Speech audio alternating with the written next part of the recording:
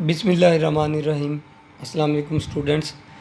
Zoology 512 का जो course था physiology of coordination and animal behaviour, इसके अंदर हम physiological basis of neuronal function को कंप्लीट कर चुके हैं। तो आज के लेक्चर में हम physiological mechanisms in electroreception को डिस्कस करेंगे। Physiological mechanisms in electroreception, same book use कर रहे हैं जो उसके लिए यूज़ की थी।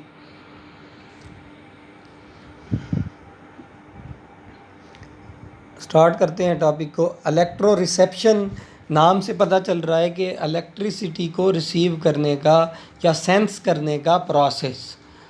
तो कुछ ऑर्गेनिज़म ऐसे भी हैं जो इलेक्ट्रिसिटी को फील कर सकते हैं, इलेक्ट्रिक फील्ड को भी फील कर सकते हैं।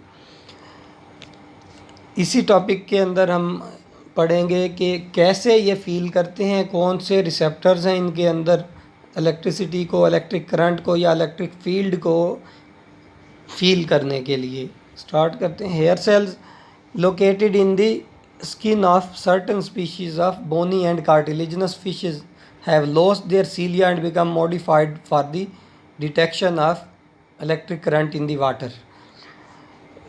कुछ जो मछलियां हैं उनके अंदर जो हेयर्स के स्किन के हेयर सेल थे वो सीलिया को लॉस कर चुके हैं और उनके अंदर इलेक्ट्रिक करंट को फील करने की यानी डिटेक्ट करने की एबिलिटी आ चुकी है। वो सेल्स कौन से हैं? सेल यहाँ पर दिखाया गया है, स्किन के अंदर इम्बीड है। ये स्किन दिखाई गई है दोनों साइडों पे। इसके अंदर ये पहले इसके पास कभी इस तरह सीलिया होगा ऊपर, अब वो सीलिया ये लॉस्ट कर चुका है। ये सेल अब इलेक्ट्रिसिटी को कंडक्ट करेगा, यानी इलेक्ट्रिसिटी को रिसीव करेगा और आगे कंडक्ट करेगा इम्पल्स की फॉर्म में। अब ये जो रिसेप्टर्स हैं ये किस तरह कौन से करंट को रिसीव करते हैं? ये वो करंट है जो या तो ये फ़िश खुद बनाएगी उसको, या फिर दूसरे एनिमल्स के एक्टिव टिश्यू जो करंट बनाते हैं या इलेक्ट्रिक फील्ड बनाते हैं उसको भी ये रिसीव करेगी, रिसेप्टर रिसीव करेंगे। विसिनिटी में जो मौजूद होंगे एनिमल्स, आसपास जो मौजूद होंगे उनके एक्टिव टिश्यूज़, मसल्स और न्यूरॉन्स वगैरह ये करंट को जनरेट करते हैं। The weakly electric fish such as mormyrids possess special electric organ that generate the field sensed by these receptors। इनके पास कुछ रिसेप्टर्स होते हैं और कुछ आर्गन्स होते हैं, ये खुद करंट को जनरेट करते हैं, उसी करंट को ये महसूस भी कर सकते हैं इलेक्ट्रिक फील्ड को। इसके अंदर डायग्राम में हम देख सकते हैं, नेक्स्ट डायग्राम में, कि इस फिश ने खुद से इलेक्ट्रिक करंट जनरेट किया, इधर से जनरेट हो रहा है और इधर रिसीव हो रहा है इस तरह से, इस डायरेक्शन में।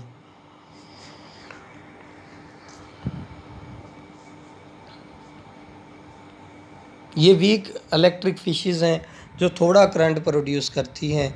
इनके अंदर स्पेशल आर्गन्स होते हैं जो करंट को प्रोड्यूस करते हैं।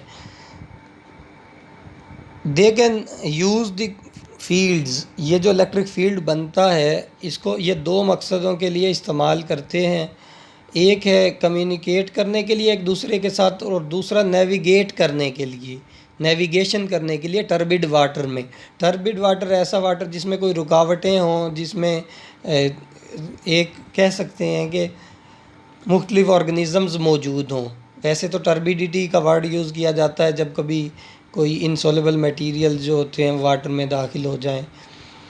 नेविगेशन कहते हैं रास्ते को तलाश करना या मूव करना पानी के अंदर पहले से प्लान करके।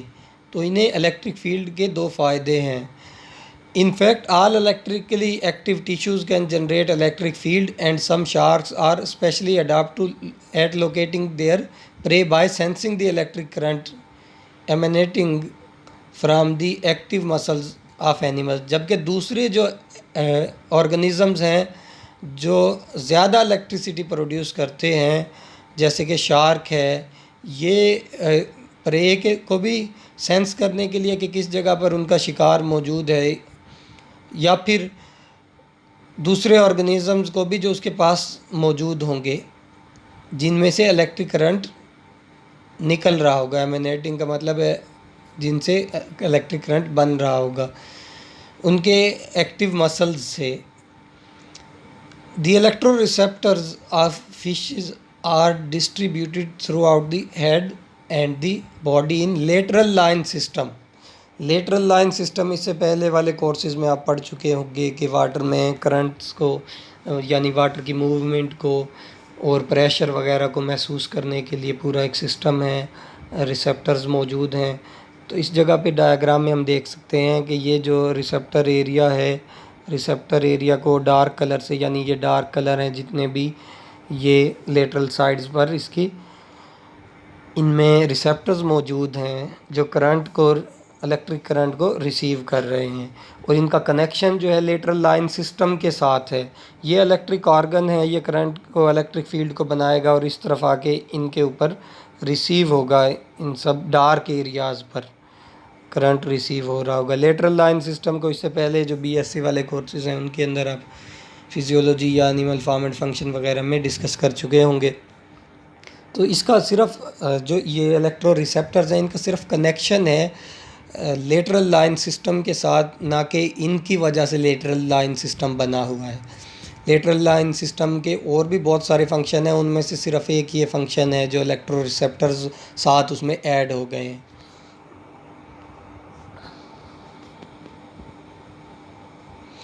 In weakly electric fishes as opposed to strongly electric fishes such as the electric eel, जो बहुत ज़्यादा कई हज़ार वोल्ट तक प्रोड्यूस करती है, उसके मुकाबले में ये जो वीकली इलेक्ट्रिक फ़िश हैं इनके अंदर इलेक्ट्रिक पल्सेस प्रोड्यूस होती हैं।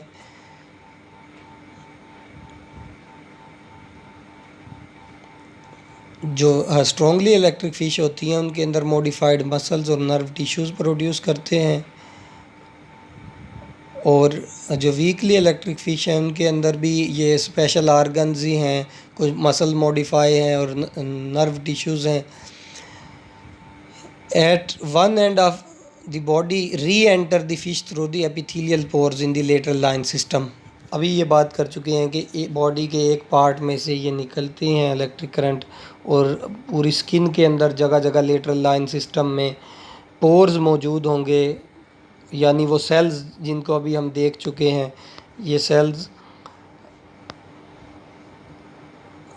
सेल जो हैं ये इन जगहों पर जो डार्क एरियाज़ हैं यहाँ पर रिसीव करने के लिए इलेक्ट्रिक करंट को मौजूद हैं। तो करंट इधर से निकलेगा, री एंटर हो जाएगा बॉडी में, इधर से निकल के स्पेशली हेड वाले रीजन में ज़्यादा हैं ये receptors. At the base of each pore, the current encounter an electroreceptor cell which makes synaptic contact with the axons of 8th cranial nerve that innervate the lateral line system. हर एक पोर में, ये पोर है यहाँ पर, ठीक है, ये पोर, ये एरिया जितना भी दिखाया गया है ये एरिया पोर है। इस पोर में जब करंट आके टकराता है तो करंट का सामना होता है एक सेल के साथ जो कि अटैच है 8th क्रेनियल नर्व के साथ, और यही 8th क्रेनियल नर्व है लेटरल लाइन सिस्टम के साथ अटैच है। मतलब लेटरल लाइन सिस्टम के साथ भी इसका कम्युनिकेशन है और पूरी बॉडी के साथ भी 8th क्रेनियल नर्व की वजह से, क्योंकि ये जो ब्रांच आ रही है ये 8th क्रेनियल नर्व्स का एक्सॉन देख सकते हैं, इसी की ब्रांचेस बनी होंगी सारे रिसेप्टर्स के नीचे। तो ये साइनेप्स बनाया इसने यहाँ पर, इस रीजन पर ये साइनेप्स बनाया हुआ है एक रीजन में जो 8th क्रेनियल नर्व का पार्ट आ रहा है, आगे ब्रांच आ रही है। The cell membrane facing the exterior has a lower electrical resistance that does the basal membrane। ये जो ऊपर वाली मेम्ब्रेन है, ये मेम्ब्रेन इस साइड वाली, इसकी रेजिस्टेंस कम है, इसमें से करंट आराम से गुजर सकता है अंदर की तरफ। और जो बेसल मेम्ब्रेन है नीचे वाली साइड पे, जो सेल की मेम्ब्रेन है ये वाली मेम्ब्रेन, इसकी रेजिस्टेंस ज़्यादा है ऊपर वाली मेम्ब्रेन की निस्बत, यानी ये जल्दी से करंट को इधर बाहर नहीं गुजरने देगा, इस साइड पे बाहर कम आएगा करंट। इधर से करंट आराम से गुज़र सकता है, क्योंकि इस मेम्ब्रेन की रेजिस्टेंस जो है वो अपर साइड वाली मेम्ब्रेन की वो कम है। अब इससे क्या होगा, so most of the potential drop caused by the current moving across the cell occurs across the basal membrane depolarizing it। जो करंट अंदर की तरफ आ रहा है, करंट अंदर आएगा, इस मेम्ब्रेन को डीपोलराइज कर देगा, इस मेम्ब्रेन को करंट अंदर आके डीपोलराइज कर देगा। जैसे ये मेम्ब्रेन डीपोलराइज होगी तो इसी मेम्ब्रेन के अंदर यहाँ पर कैल्शियम के चैनल्स मौजूद थे, कैल्शियम के चैनल्स ओपन होंगे डीपोलराइजेशन की वजह से, कैल्शियम चैनल्स ओपन होने की वजह से कैल्शियम अंदर जाएगा। अब जैसे ही कैल्शियम अंदर जा चुका, कैल्शियम के अंदर जाने के बाद यहाँ पर जो साइनेप्टिक वेसिकल्स होंगे, वो वेसिकल्स यानी यहाँ पे साइनेप्टिक जो ट्रांसमीटर्स होंगे वो रिलीज़ हो जाएंगे, रिलीज़ होके इस साइड पे आ जाएंगे, रिलीज़ होके एक्सोन वाली साइड पे आ जाएंगे। तो इस तरह जो एक्सोन है वो आगे नर्व इम्पल्स की फॉर्म में कंडक्शन करेगा।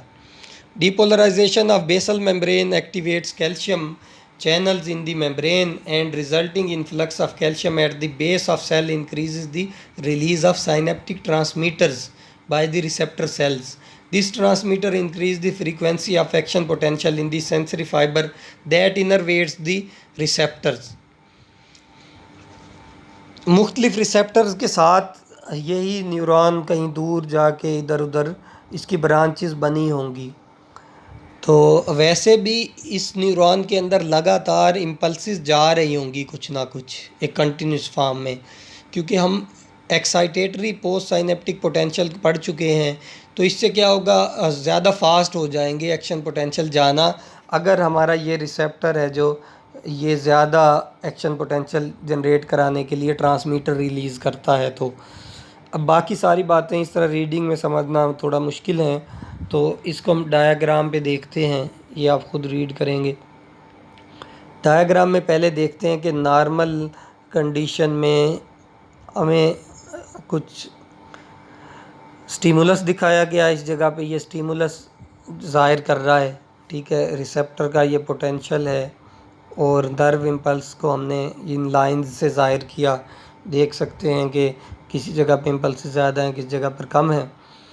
तो जैसे ए पार्ट है डायग्राम का, ए पार्ट में हम देख सकते हैं कि इम्पल्सिस जो हैं वो कंटिन्यूस हैं, मतलब इम्पल्सिस के दरमियान जो हमें गैप नज़र आ रहा है वो यूनिफॉर्म है इन सारी इम्पल्सिस के दरमियान।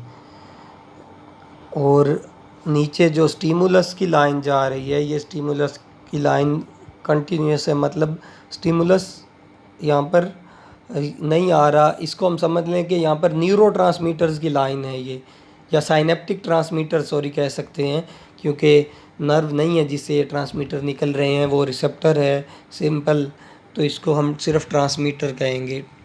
ट्रांसमीटर्स नहीं रिलीज़ हो रहे इस टाइम पे, कंटिन्यूस फॉर्म में है जो नॉर्मल फॉर्म में उन्होंने रिलीज़ होना था। जैसे ही रिसेप्टर के पास मैसेज आएगा, इलेक्ट्रिक करंट आएगा, रिसेप्टर की जो बेसमेंट की मेम्ब्रेन है, बेसल मेम्ब्रेन, उसके अंदर डीपोलराइजेशन होगी। तो दूसरी डायग्राम में हम देख सकते हैं स्टिमुलस यानी जो ट्रांसमीटर्स हैं उनकी अमाउंट बढ़ी हुई नज़र आ रही है इतने एरिया में, और इतने ही एरिया में हमें इम्पल्सिस की जो अमाउंट है वो ज़्यादा करीब करीब नज़र आ रही है, मतलब जल्दी जल्दी इम्पल्सिस कंडक्ट हो रही हैं। तो इसका मतलब ये है कि एक्साइटेशन की इस नर्व की रिसेप्टर ने। और थर्ड के अंदर हम ये देखते हैं कि जब ये दोबारा से हाइपर पोलराइज होगी बेसमेंट मेम्ब्रेन, तो नॉर्मल से भी कम अमाउंट में न्यूरोट्रांसमीटर्स जाएंगे। न्यूरोट्रांसमीटर कम जा रहे हैं तो इस रीजन में हम देख सकते हैं कि यहाँ पर जो इम्पल्सिस हैं बहुत थोड़ी अमाउंट में जा रही हैं, इनहिबिटरी काम कर रहे हैं यहाँ पर ये हम। तो मुकम्मल जो ग्राफ है उसके अंदर आप देख सकते हैं कि वोल्टेजेस यहाँ पर बहुत ही माइनर है, मतलब सेंस जो है 0.1 तक भी कर सकती हैं। 0.1 मिली वोल्ट का अगर करंट आसपास पानी में पता चला वोल्टेज पता चली तो ये मैसेज इनको पता चल जाएगा। बहुत सेंसिटिव है इनका ये सिस्टम जो है। और देख सकते हैं कि ग्राफ जो है वो इस तरह जा रहा है। रेस्टिंग का जो लेवल होगा वो रेस्टिंग लेवल पर 110 तकरीबन इम्पल्सिस पर सेकंड जा रही होंगी। जैसे ही आप इसको एक्साइट करेंगे तो इससे ये मज़ीद बढ़ जाएंगी, कोई 200 तक भी इम्पल्सिस जा सकती हैं। और स्टिमुलस का जो वोल्टेज है बहुत कम दिखाया गया है यहाँ पर, 0 टू +1 -1। इसका मतलब ये है कि ये जो वैल्यूज़ हैं ये 0.1 या 0.23 इस तरह हो सकती हैं। मतलब बहुत थोड़ी वोल्टेज में चेंज आने की वजह से इसमें इसकी जो डीपोलराइजेशन होती है इस सेल की वो हो जाती है थोड़े से करंट से भी। वोल्टेज में थोड़ा सा भी मेम्ब्रेन की चेंज आएगा तो उससे थोड़े से मिली वोल्ट्स में भी कंडक्शन हो जाएगी। नेक्स्ट देखते हैं, ये मैकेनिज़्म था इसका टोटल, यानी फिजियोलॉजिकल बेसिस थी कि कैसे ये फंक्शनिंग होती है। वो स्टार्ट हो रही है फिजियोलॉजिकल बेसिस, हेडिंग बनाएंगे आप इसकी कि इस पॉइंट से स्टार्ट करेंगे इसको वीकली इलेक्ट्रिक से, और इसका जो एंड होगा वो इधर आके होगा टॉपिक का, मैकेनिज़्म के टॉपिक का, फिजियोलॉजिकल बेसिस के जो टॉपिक है। The train of current pulses flow through the water from the posterior to anterior end of fish. Posterior end से, टेल वाली साइड से एंटीरियर एंड वाली तरफ इम्पल्सिस करंट आ रहा है। इस रीजन में भी वो रिसेप्टर्स मौजूद हैं, हेड वाले रीजन में भी, जो फील करेंगे करंट को।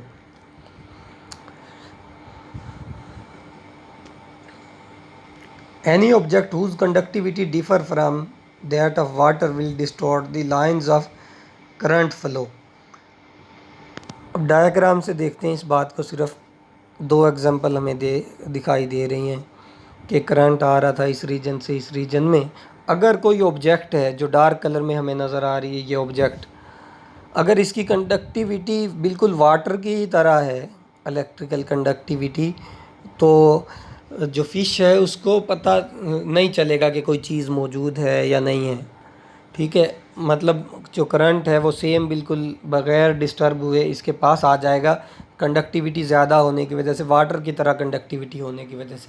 लेकिन अगर हमारे पास कोई ऐसी ऑब्जेक्ट है जो जिसकी कंडक्टिविटी वाटर से कम है, तो वो क्या करेगा, उससे टकरा के जो लाइंस हैं वो साइड पर चली जाएंगी इलेक्ट्रिक फील्ड की, जैसे कि इस डायग्राम में हम देख सकते हैं। जो डिस्टॉर्शन है इलेक्ट्रिक फील्ड का उसको ये फ़िश सेंस कर लेगी और इसे पता चल जाएगा कि साइड पे कोई जानवर मौजूद है।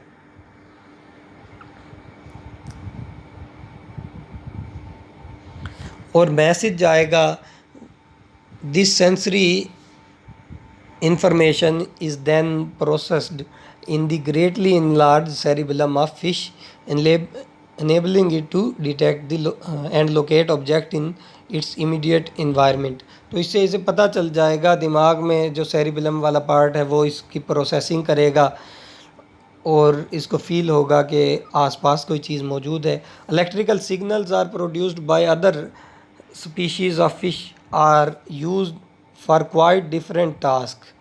In contrast with the weakly electric fish that use electric field for navigation and signaling, some eels, torpedoes and other fish produce powerful discharge of current to stun enemies। जो वीक इलेक्ट्रिक फ़िश होती हैं उनका काम है सिर्फ navigation और communication करना, और जबकि ईल्स और टॉर्पीडोज़ वगैरह हैं जो बहुत ज़्यादा करंट प्रोड्यूस करती हैं, उनका काम होता है कि वो अपने दुश्मन को एक बार पैरालाइज कर दें, स्टन कर दें उसको, और कुछ देर तक हरकत नहीं कर सकेगा उसका दुश्मन। These strongly electric fish produce a continuous series of synchronous, relatively high frequency depolarization with their electric organ, and the way in which electric discharges of these fish are generated and used resembles the way in which muscles are controlled to produce movement. तो इस तरीके से ये electricity produce करते हैं, जैसे muscles electricity को produce movement के लिए यूज़ करता है, इसी तरह बार बार हाई फ्रीक्वेंसी करंट को ये अपने मसल्स की मदद से या मॉडिफाइड आर्गन्स की मदद से बहुत ज़्यादा वोल्टेज वाला हाई फ्रीक्वेंसी वाला करंट बनाती हैं। तो उम्मीद है ये टॉपिक सबको समझ आ जाएगा। इसके अलावा कोई क्वेश्चन हो इस टॉपिक से रिलेटेड तो आप ये पूछ सकते हैं।